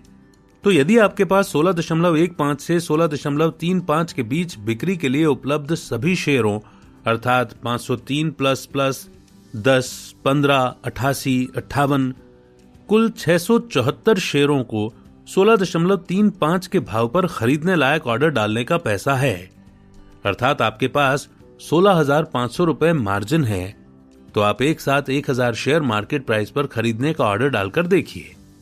आप देखेंगे ऐसे में सभी बिक्री ऑर्डर ट्रिगर हो जाएंगे और शेयर का मार्केट प्राइस बढ़कर 16.45 के आसपास आ जाएगा। तो इस प्रकार कोई भी बड़ा ऑर्डर डालकर शेयर प्राइस को कम ज्यादा किया जा सकता है। इसीलिए बड़े व्यापारी आपका स्टॉप लॉस 1 मिनट में उड़ा सकते हैं। यहां सावधानी रखें कि इस प्रयोग को करने के दौरान बड़े व्यापारी आपके मुकाबले में तेजी से ज्यादा शेयर बेचने लग गए तो ये दाम 1 सेकंड में कम होकर वापस नीचे आ सकता है और आपको इस प्रयोग में नुकसान हो सकता है। तो इस प्रकार का प्रयोग करके तभी देखें जब आपके पास पूंजी हो, नुकसान हो तो नुकसान झेल जाने की क्षमता हो और जो शेयर आप चुने उसमें वॉल्यूम बहुत ही कम हो। 13. इंट्राडे की जगह BTST या स्विंग ट्रेड ही करें। यदि आप इंट्राडे की जगह मार्जिन पर ट्रेड न करके कैश एंड कैरी में शेयर कर लेते हैं और अगले दिन बेच देते हैं तो इसे बाय टुडे सेल टुमारो कहते हैं। इसी का संक्षिप्त नाम BTST है। जब शेयरों को 2 से 30 दिन तक होल्ड करके बेचा जाता है तो इसे स्विंग ट्रेड कहते हैं। इंट्राडे की जगह BTST था। स्विंग ट्रेड की पोजीशन लेना आपके जीतने की संभावना को बढ़ा देता है, क्योंकि इसमें एक तो ऑपरेटर आपकी लिवरेज पोजीशन को ट्रिगर नहीं करवा सकता और दूसरा आपके पास समय भी ज्यादा होता है जिसमें शेयर परफॉर्म कर सकता है। इंट्राडे में एवरेज आउट करना घाटे का सौदा हो सकता है, परंतु स्विंग ट्रेड में यदि आप अनुशासन के साथ बताए गए नियमों से एवरेज करते हैं और प्रत्येक एवरेज के साथ साथ अपना प्रॉफिट टारगेट भी कम करते रहते हैं तो आप इसमें आसानी से बगैर नुकसान किए बाहर निकल सकते हैं। स्विंग ट्रेड में चूंकि शेयरों की डिलीवरी ली जाती है इसलिए इसको ट्रेडिंग की जगह निवेश माना जाता है। टैक्स नियमों में भी यह ट्रेडिंग का सट्टा आय के दायरे में न आकर शॉर्ट टर्म कैपिटल गेन्स के दायरे में आता है, जिसे आप इनकम टैक्स हार्वेस्टिंग से बचा सकते हैं। इनकम टैक्स हार्वेस्टिंग के बारे में आप आगामी टिप में पढ़ेंगे। आगे के अध्याय में विनिंग स्विंग ट्रेड करने का शेयर जीनियस मेथड बतलाया जाएगा। 14. विनिंग स्विंग ट्रेड का शेयर जीनियस मेथड। प्रतिदिन किसी एक्सचेंज पर जितने के शेयर ट्रेड होते हैं उनका उस ट्रेडिंग डे का सभी ट्रेड में हुए शेयरों का जो औसत मूल्य होता है उसे उस दिन का वॉल्यूम प्रभारित औसत मूल्य यानी कि VWAP कहते हैं। मान लें कि TCS केयर का 17 अक्टूबर 2018 का वॉल्यूम प्रभारित औसत मूल्य 1948.30 रुपए है, तो आपको इसे एवरेज मूल्य 1948.30 पर अगले दिन सिर्फ एक शेयर खरीदने का आफ्टर मार्केट ऑर्डर या लिमिट ऑर्डर भरकर रख देना चाहिए। अर्थात अगले दिन 18 अक्टूबर 2018 को यदि शेयर का प्राइस पिछले दिन की VWAP पर आएगा तो शेयर आपके लिए खरीद लिया जाएगा। मैंने पिछले डाटा का एनालिसिस करके यह निष्कर्ष निकाला है कि इस बात की 90 से 95% से ऊपर संभावना होती है कि आपको पिछले दिन के वॉल्यूम बेस्ड एवरेज प्राइस पर शेयर अगले दिन मिल जाए। इस प्रकार यदि आप रोज पिछले दिन की VWAP पर खरीद करते हैं तथा एक दिन में सिर्फ एक शेयर ही खरीदते हैं तो उसमें यदि आपका ट्रेडिंग खाता किसी डिस्काउंट ब्रोकर के साथ है जहां डिलीवरी में यानी कि कैश में खरीदारी करने पर ब्रोकरेज नहीं लगती, ऐसे ब्रोकर में 1000 रुपए का शेयर खरीदने पर सिर्फ 1 से 2 रुपए GST व STT आदि ही लगता है, तो ही आप इस विधि से ट्रेड कर सकते हैं। ऐसे रोज एक एक शेयर खरीदते रहिए।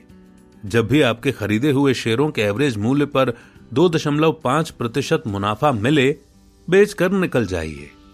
परंतु ये विधि सिर्फ निफ्टी के 50 शेयरों में या सेंसेक्स के 30 शेयरों में ही करें, क्योंकि निफ्टी के 50 शेयर या सेंसेक्स के 30 शेयर यदि लगातार गिरते भी रहेंगे तो भी किसी भी बाउंस बैक में ज्यादा से ज्यादा 1 या 2 माह में 2.5% रिटर्न मिल ही जाता है। मैं और विस्तार से बताता हूं।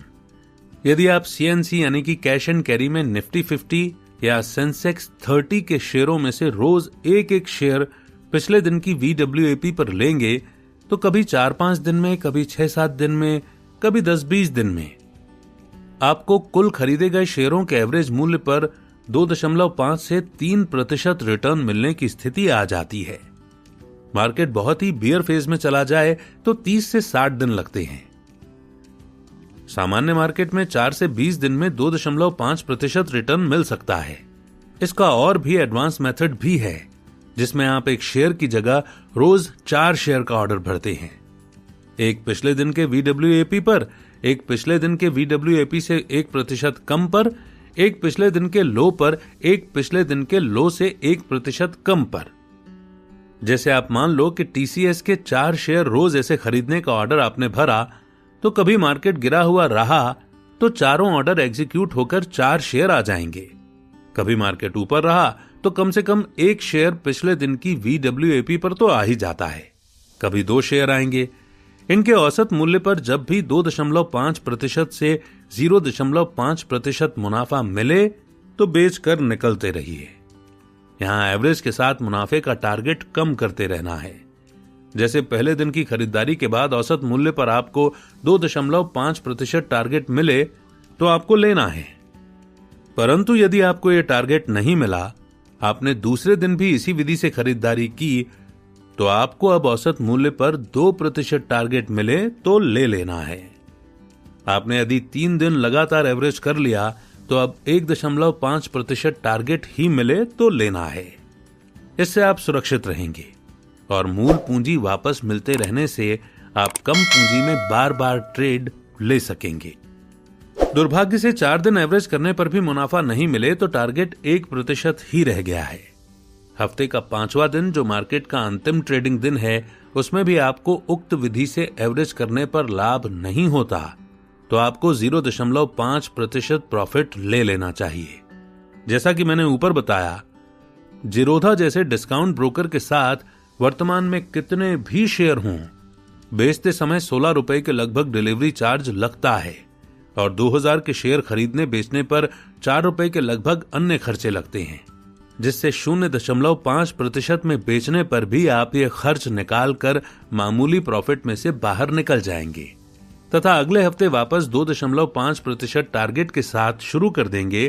तो शेयर चूंकि 5 दिन से लगातार गिर ही रहा होता है, तब 2.5% का बाउंस बैक मिलने की संभावना बढ़ जाती है।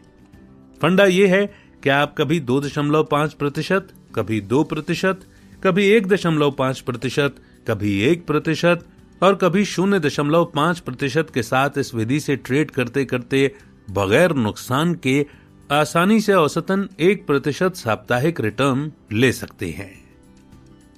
15. VWAP से ब्रेकआउट मेथड। यदि आप इंट्राडे में ट्रेड करते हैं तो भी आप VWAP से ब्रेकआउट पर ट्रेड कर सकते हैं। इसके लिए उस दिन के VWAP और शेयर के प्राइस पर निगाह रखिए।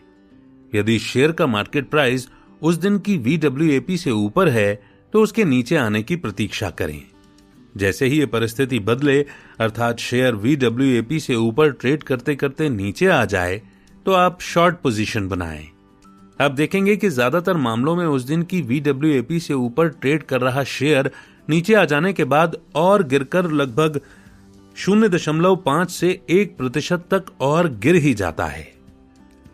हालांकि ज्यादा उतार चढ़ाव वाले दिनों में वापस भी ऊपर जल्दी आ जाता है, इसलिए ज्यादा लालच नहीं करके 0.5% रिटर्न मिले तो ले लें। इसी प्रकार यदि शेयर का मार्केट प्राइस उस दिन की VWAP से नीचे है तो इसके ऊपर जाने की प्रतीक्षा करें। यदि ये VWAP से नीचे ट्रेड करते करते अचानक ऊपर आ जाए तो आप उसी समय पर लॉन्ग पोजीशन बनाएं। ये मेथड 60 से 80% मामलों में ही सही जाता है, इसलिए यह भी 100% परफेक्ट नहीं है। पर ट्रेडिंग एक कला है और उस कला का ये एक आवश्यक भाग है। इस विधि में स्टॉप लॉस वगैरह आप पिछली टिप में बताए अनुसार रख सकते हैं, अर्थात इसमें स्टॉप लॉस व प्रॉफिट में 1:2 का अनुपात होना चाहिए। मेरे अनुभव में स्टॉप लॉस रखने पर नुकसान होने की संभावना ज्यादा रहती है, क्योंकि प्राइस बहुत तेजी से ऊपर नीचे होने से स्टॉप लॉस उड़ जाते हैं। तो आपको क्या करना चाहिए? बगैर स्टॉप लॉस के ट्रेड लेने से आपको बहुत बड़ा नुकसान हो सकता है। तो मैंने इसका तोड़ निकाला है। आपको स्टॉप लॉस का स्मॉल ट्रेड मेथड इस्तेमाल करना चाहिए या आपको समय आधारित स्टॉप लॉस का इस्तेमाल करना चाहिए, जिनका वर्णन आगामी टिप्स में किया गया है। 16. स्टॉप लॉस का स्मॉल ट्रेड मेथड। एक ट्रेडर 25,000 की ट्रेड लेता है और 1% का स्टॉप लॉस 250 रखता है। उसका प्रॉफिट टारगेट 500 रुपए रहता है। इस प्रकार उसके 4 स्टॉप लॉस हिट हो गए तो उसे 1000 रुपए का नुकसान हो जाता है। अब तुलनात्मक रूप से स्टॉप लॉस का स्मॉल ट्रेड मेथड देखिए।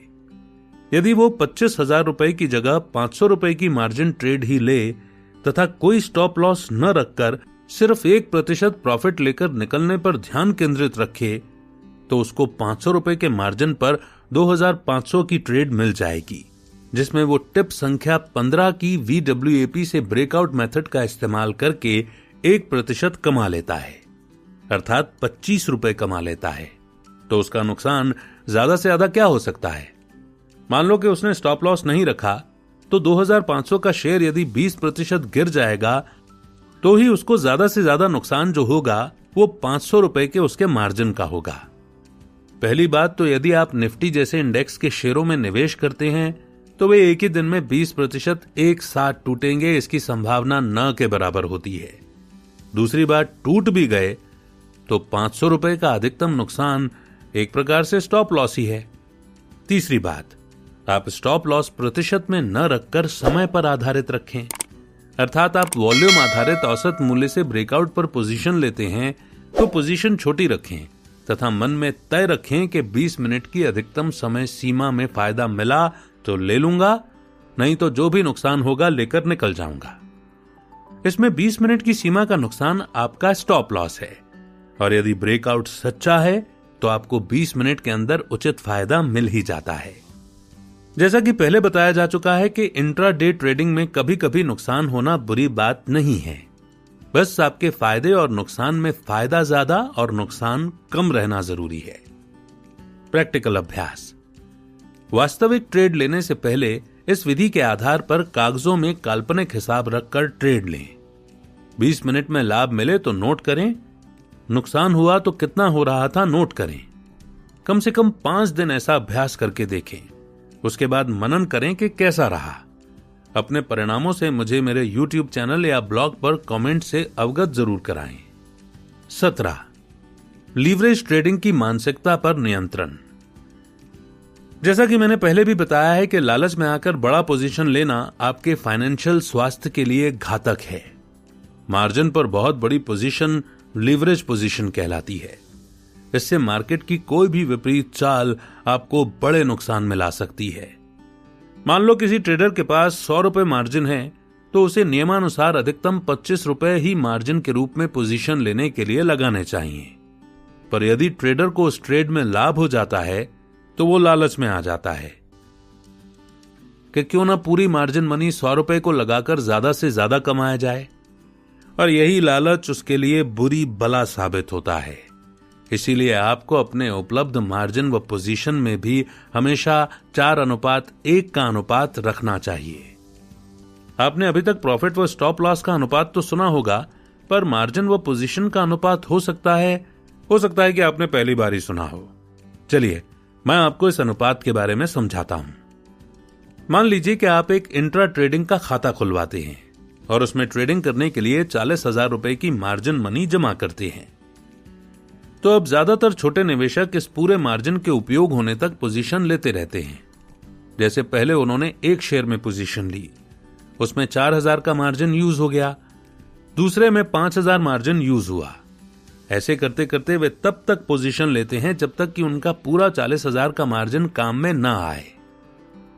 ये पोजीशनें ही लीवरेज पोजीशन है, अर्थात ऐसी पोजीशनें जिनसे आपका सारा मार्जिन खत्म हो जाए, लीवरेज पोजीशनें कहलाती हैं।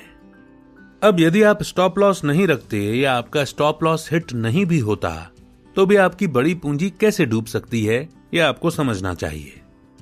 मान लीजिए आपने लीवरेज पोजीशनें बनाई और स्टॉप लॉस भी रखा, परंतु मार्केट में बड़ी मूव आ गई तो आपका ब्रोकर आपकी पोजीशन को बनाए रखने के लिए अतिरिक्त मार्जिन की मांग करेगा जो आपके खाते में नहीं है। ऐसी स्थिति में आपका ब्रोकर मार्जिन के अभाव में आपकी उक्त सभी लीवरेज पोजीशनें बेचकर लॉस बुक कर देगा और आप बड़े घाटे में आ जाएंगे। जबकि मेरे नियम से यदि आपके पास 40,000 रुपए का मार्जिन है तो उस दिन के लिए आपको 4:1 में मार्जिन व पोजीशन रखनी है, अर्थात 4 रुपए कुल मार्जिन हो तो उस दिन ज्यादा 1 रुपए की पोजीशन ले सकते हैं। यहां 40,000 कुल मार्जिन है तो आप 30,000 अपने खाते में ही रखें और 10,000 से ही डे ट्रेड की पोजीशन बनाएं। हमेशा याद रखें कि कल भी मार्केट खुलेगा, हमें एक ही दिन में करोड़पति नहीं बनना। इस नियम से आप उस दिन सिर्फ 10,000 का मार्जिन इंट्राडे में प्रयोग कर सकते हैं, उससे ज्यादा का नहीं कर सकते। वो कल के लिए है और आपको याद रखना है कि आपको किसी भी हालत में यह मार्जिन उसी दिन में प्रयोग नहीं करना। आप चाहें तो इसके लिए अपने इष्ट की या प्रिय व्यक्ति की सौगंध भी ले सकते हैं कि आप लालच नहीं करेंगे और 4:1 में ही मार्जिन व पोजीशन हमेशा बनाए रखेंगे। यह नियम आपको भावनाओं में बहने से बचाएगा, जिससे आप यदि उस दिन 10,000 के मार्जिन पर ट्रेड लेकर 2,000 हार गए तो अगले दिन आपका मार्जिन 38,000 ही बनेगा। तब अगले दिन आप 4:1 के नियम से 38,000 को 4 से विभाजित करके 9,500 के मार्जिन की ही पोजीशन लें, इससे ज्यादा की नहीं। इसी प्रकार यदि आप 10,000 के मार्जिन पर 2,000 जीत गए तो अगले दिन आपके पास 42,000 का मार्जिन होता। तब आप ज्यादा से ज्यादा 10,500 की पोजीशन ही अगले दिन ले सकते हैं। इस प्रकार 4:1 का मार्जिन रखने पर आप भावनाओं में बहकर लिवरेज पोजीशन लेने से बच सकते हैं। आपने कई बार सुना होगा कि इंट्राडे ट्रेड में कई बार ट्रेडर एक ही दिन में अपनी सारी पूंजी गंवा बैठते हैं। ऐसा लिवरेज पोजीशन लेने तथा मार्केट से लड़ने की हिमाकत करने के कारण से ही होता है। मार्केट से लड़ने के बारे में आप अगले टिप में पढ़ेंगे। 18, मार्केट से लड़िए मत। एक ट्रेडर को लालच, डर, अहंकार की भावनाओं से मुक्त होना चाहिए। आपको एक सफल ट्रेडर बनने के लिए एक रोबोट की तरह ट्रेड करना पड़ेगा। ट्रेडिंग के साथ भावनाओं का मिश्रण मत कीजिए। अब आप सोच रहे होंगे कि मैं इतना उपदेश क्यों देने लग गया। मेरा उपदेश आपको ललित प्रजापति की कहानी से समझ में आ जाएगा। ललित प्रजापति ने ट्रेडिंग की एक बेहतरीन विधि ढूंढ निकाली थी। असल में ऐसे ही अंधेरे में तीर मारते मारते उसने सोचा कि यदि मैं स्टॉक पिछले दिन के क्लोज प्राइस को बेस मान लेता हूं और आज तब तक स्टॉक पिछले क्लोज प्राइस के ऊपर ही रहेगा तो मैं कोई पोजीशन नहीं लूंगा, तथा जैसे ही स्टॉक पिछले दिन के क्लोज प्राइस से नीचे आता है वैसे ही मैं शॉर्ट पोजीशन ले लूंगा। उसने ऐसा ही किया। उसने 4 स्टॉक्स चुने। 4 में से 3 में उसे मौका मिल गया कि स्टॉक पिछले दिन के क्लोज प्राइस से ऊपर ट्रेड करते करते गिरने लगे। जैसे ही क्लोज प्राइस से नीचे गए ललित ने शॉर्ट कर दिया। स्टॉक गिरते गए और अच्छी खासी कमाई हो गई। अब ललित ने अगले दिन दुगनी मार्जिन मनी से ऐसा किया। जो स्टॉक पिछले क्लोज से नीचे होते वो उनके ऊपर जाते ही खरीदारी की पोजीशन ले लेता, और जो पिछले दिन के क्लोज से ऊपर होते उनके जाते ही बिकवाली की पोजीशन ले लेता। दूसरे दिन भी उसने ऐसे ही खूब मुनाफा कमाया। अब तीसरे दिन उसने और भी ज्यादा मार्जिन लगाकर फिर ऐसा किया, पर तीसरे दिन मार्केट वॉलेटाइल था, अर्थात मार्केट एक ही दिशा में न जाकर पहले नीचे गया फिर ऊपर आया।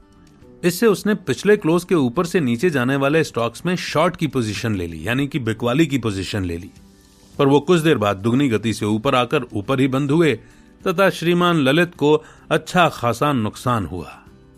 अब ललित को लगा कि मेरी विधि गलत नहीं थी और इसे ही अहम की भावना कहते हैं। मैंने बस स्टॉप लॉस नहीं रखा था। मुझे पिछले क्लोज प्राइस से नीचे जाने पर शॉर्ट पोजीशन तो लेनी चाहिए थी, परंतु यदि शेयर वापस ऊपर आता है तो मैं पिछले क्लोज प्राइस का स्टॉप लॉस रखूंगा, पर ऐसा करने पर जो घाटा होगा वो कैसे पूरा होगा। यह सोचकर ललित ने निर्णय लिया कि यदि स्टॉक गिरकर वापस बढ़ता है तो मैं पिछले क्लोज प्राइस पर शॉर्ट पोजीशन काट दूंगा और दुगनी मात्रा में लॉन्ग पोजीशन यानी कि खरीदारी की पोजीशन लूंगा। तब इसमें जो दुगना मुनाफा होगा उससे स्टॉप लॉस वाला घाटा रिकवर होकर भी मैं मुनाफे में ही रहूंगा। ये जो है वो लालच की भावना थी। अब अगले दिन उसने शेयर ए को चूज किया। इसका पिछला क्लोज प्राइस 340.80 रुपए था। शेयर 342.40 पर खुला। कुछ देर ट्रेड करने के बाद 340.80 से नीचे 340.70 पर आ गया। ललित जी ने नियमानुसार 100 शेयर बेच दिए। शेयर घटकर 337 तक आ गया, पर उन्होंने मुनाफा बुक नहीं किया, क्योंकि पता है अब इतना गिर गया तो क्या बढ़ेगा, अभी और गिरने दो, मुनाफा और भी बढ़ेगा। लालच की भावना। पर हो गया उल्टा। स्टॉक कुछ ही समय बाद 340.70 से अचानक 341.30 पर आ गया। ललित जी ने 341.30 पर शॉर्ट पोजीशन का लॉस बुक करके 200 शेयर खरीद डाले और दुगनी मात्रा में लॉन्ग पोजीशन ले ली। शेयर ऊपर तक जाकर अचानक गिरा। उन्होंने इस बार स्टॉप लॉस नहीं रखा था, इसलिए स्टॉक 336 पर ही आ गया। अब उनकी डर की भावना चढ़ गई। उन्होंने तुरंत 200 शेयर की जगह 600 शेयर बेच डाले, जिससे 200 की लॉन्ग पोजीशन कवर हो गई तथा 400 शेयर की शॉर्ट पोजीशन हो गई। इससे पहले कि वो कुछ स्टॉप लॉस लगाते, शेयर वापस 341 पर आ गया। अब ललित जी मार्केट से लड़ने लगे। कभी घटता तो दुगनी मात्रा शॉर्ट करते, बढ़ता तो 4 गुना मात्रा वापस लेते। ऐसे लड़ते लड़ते इस उतार चढ़ाव भरे दिन में कब उन्हें अच्छा खासा घाटा हो गया, उन्हें समझ में ही नहीं आया। हो सकता है बहुत से ऐसे ट्रेडर जिन्होंने मार्केट से लड़ने में पैसा गंवाया है, उनको ये कहानी उनकी अपनी कहानी जैसी लगे, पर ऐसा किसी के भी साथ भावनाओं में बहकर हो सकता है। तो आज की शिक्षा यही है कि मार्केट से लड़ने के लिए एक ही दिन में बार बार रणनीति न बदलें। याद रखें कि कोई भी रणनीति 100% सही नहीं होती। एक दिन आप मार्केट में नहीं कमा सके तो कल भी मार्केट खुलेगी। अपना स्टॉप लॉस व टारगेट फिक्स रखें। अपने अहंकार, लालच, डर व गुस्से पर काबू रखें। 19, इंट्राडे ट्रेडिंग व लॉन्ग टर्म निवेश मिक्स न करें। यदि आप कोई शेयर निवेश के लिए खरीदते हैं तथा वो खरीदने वाले दिन या 1-2 दिन में 5 से 6% लाभ देने लगता है, तो आप उसे ये सोचकर बेच देते हैं कि ये गिरेगा, तब वापस ले लेंगे। पर ऐसा हमेशा हो ये संभव नहीं है। इसीलिए डे ट्रेडिंग व लॉन्ग टर्म निवेश कभी भी मिक्स ना करें। अपनी कैपिटल को डे ट्रेडिंग, शॉर्ट टर्म निवेश, लॉन्ग टर्म निवेश सेगमेंट में बांट कर रखें और इनको आपस में मिक्स ना करें। जहां तक मेरी आपको सलाह है कि इंट्राडे ट्रेडिंग व लॉन्ग टर्म निवेश दोनों की तुलना में आपको स्विंग ट्रेड का मेथड ज्यादा फायदेमंद साबित हो सकता है। स्विंग ट्रेड को यदि अच्छे ब्लू चिप शेयरों में किया जाए और इससे आप महीने में औसतन 2% रिटर्न भी निकाल लेते हैं, तो चक्रवृद्धि दर से ये रिटर्न 1 वर्ष में 26.82% कमा सकते हैं। जबकि हो सकता है कि आपने कितना भी अच्छा शेयर लॉन्ग टर्म निवेश के लिए चुना हो, पर वो उस साल अच्छा प्रदर्शन नहीं करे तो आपको उस पर कोई भी लाभ नहीं हो, या उल्टे लाभ की जगह आपका शेयर लॉस में आ जाए। पर स्विंग ट्रेड, जिसकी पूरी विधि आगे बताई जाएगी, उसमें मासिक 2% रिटर्न निकालते रहने पर चक्रवृद्धि ब्याज की दर से आपका रिटर्न 3 वर्षों में 103.99% तक जा सकता है। आप समझ सकते हैं कि लॉन्ग टर्म के लिए चुना गया शेयर 3 वर्ष में 103.99% बढ़ेगा या नहीं, इसकी कोई गारंटी नहीं है।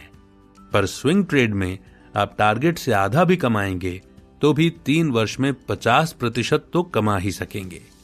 घबराएं नहीं, आगे की टिप में स्विंग ट्रेड की संपूर्ण विधि भी समझाई जाएगी। 20, मार्केट का ट्रेंड देखकर ट्रेड करें। शेयर मार्केट में एक उक्ति कही जाती है, ट्रेंड इज योर फंड। अर्थात मार्केट के ट्रेंड को देखकर उसके साथ साथ ट्रेड करना हमेशा सहायक सिद्ध होता है। जैसे नदी की धारा में प्रवाह की दिशा में तैरना आसान होता है, पर प्रवाह के विपरीत तैरना बहुत मुश्किल और कई बार असंभव होता है। किसी भी कारोबारी दिन की शुरुआत में उसका ट्रेंड तय करने के लिए सेंसेक्स व निफ्टी हरे निशान में है या लाल निशान में, यह देखकर आप ट्रेंड का अंदाजा लगाएंगे तो आप गलत साबित हो सकते हैं। इसके लिए मेरी विधि यह है कि आप मार्केट खुलने के पहले 1 घंटे कोई ट्रेड नहीं लें। फिर उस 1 घंटे में सेंसेक्स या निफ्टी का जो भी हाई या लो बने उसे नोट कर लें। फिर इंडेक्स के उस समय के स्तर को देखें। वो यदि उस दिन के पहले आधे घंटे में बने हाई के पास हो तो उस दिन मार्केट अप ट्रेंड में है, और यदि मार्केट का 1 घंटे बाद का स्तर उस दिन लो के पास में हो तो मार्केट डाउन ट्रेंड में है। स्वाभाविक है, यदि मार्केट अप ट्रेंड में हो तो आप उस दिन खरीदारी की पोजीशन ज्यादा बनाएं, और मार्केट डाउन ट्रेंड में हो तो उस दिन बिकवाली की पोजीशन ज्यादा बनाएं।